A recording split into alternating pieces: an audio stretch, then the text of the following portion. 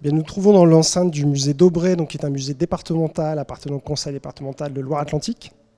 pour y tenir l'étape du Tour de France des handicaps invisibles pour la région Pays de la Loire. C'est un département effectivement qui est déjà très impliqué dans le cadre de ces politiques handicap, et c'est un lieu assez symbolique, un lieu qui a réouvert assez récemment et qui déploie une politique accessibilité universelle très ambitieuse, au même titre que l'ensemble des établissements du département.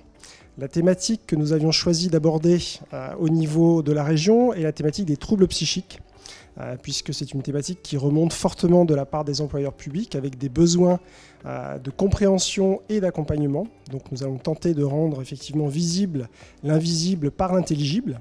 Ça va être l'ambition, l'enjeu de cette manifestation, et nous allons tâcher d'apporter à la fois des témoignages, des éclairages à la fois théoriques mais donc aussi pratiques,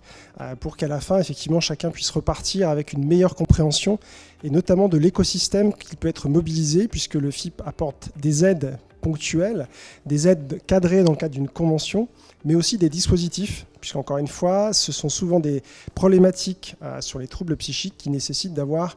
un accompagnement pluriel, et en tout cas de ne pas rester seul avec ces problématiques, d'où les dispositifs tels que les appuis spécifiques, l'emploi accompagné par exemple, qui peuvent être mobilisés en complément de l'organisation interne.